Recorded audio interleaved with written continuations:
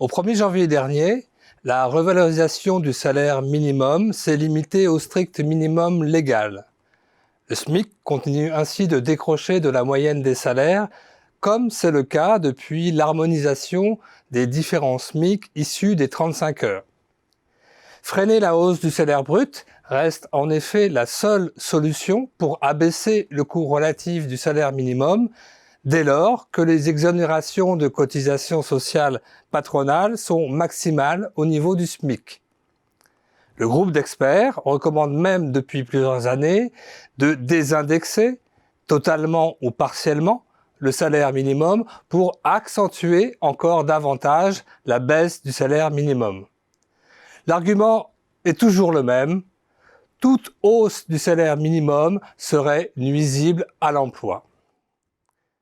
Cet argument est désormais sérieusement battu en brèche si l'on considère à la fois les expériences étrangères et le bilan de presque 3 décennies d'exonération des cotisations patronales.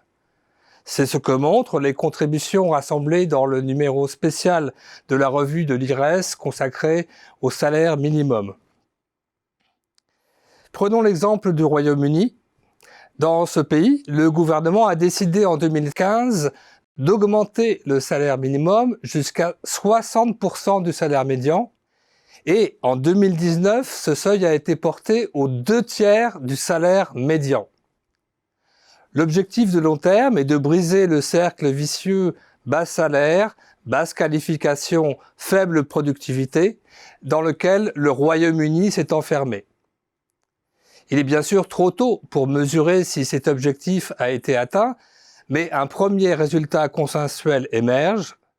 La forte augmentation du salaire minimum n'a pas provoqué de choc négatif sur l'emploi. En Allemagne, où la création du salaire minimum est plus récente, les hausses n'ont pas été aussi fortes qu'au Royaume-Uni, mais elles ont été significatives. Le constat dressé par la commission indépendante est pourtant le même.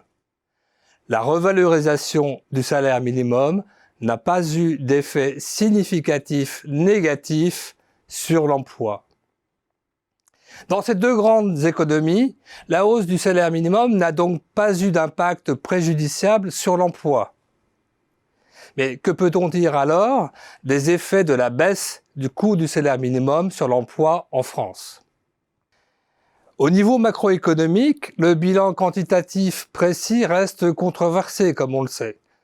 Cependant, il est manifeste que, près de 30 ans après leur création, les exonérations de cotisations sociales n'ont pas permis de réduire significativement le chômage et le sous-emploi massif qui continuent de toucher plus de 6 millions de salariés.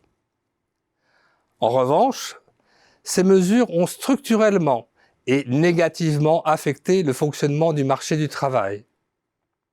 En effet, comme le montre une récente étude de l'INSEE, favoriser la demande de travail non qualifié alors que l'offre de travail qualifié augmente bien plus vite que la moyenne, comme c'est le cas en France, conduit à un désajustement croissant entre l'offre et la demande de travail par niveau de qualification.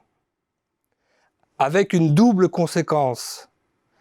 D'un côté, l'accès à l'emploi qualifié pour les plus diplômés est de plus en plus rationné, et de l'autre, les personnes les moins diplômées ont de plus en plus de difficultés pour accéder à l'emploi. L'étude de l'INSEE montre ainsi qu'entre 1993 et 2005, c'est-à-dire dans la période où les exonérations de cotisations sociales sur les bas salaires se sont massivement développées, le risque de déclassement a plus que doublé pour les plus diplômés. 20% d'entre eux occupent aujourd'hui un emploi d'ouvrier ou d'employé. Au chômage et au sous-emploi massif qui perdure, s'est ainsi ajouté un sous-emploi de nature qualitative de plus en plus massif. Dans ces conditions, on peut se demander si les difficultés récurrentes de compétitivité que connaît l'économie française ne tiennent pas précisément à cet enfermement dans ce piège de basse productivité dont nos voisins britanniques cherchent aujourd'hui à sortir. D'autant que le coût du salaire minimum n'est pas plus élevé que chez nos principaux partenaires économiques. En résumé, on ne voit plus guère aujourd'hui les motifs qui poussent les pouvoirs publics à approfondir une politique de baisse du salaire minimum dont on mesure désormais clairement les conséquences négatives à la fois sur le plan économique et social.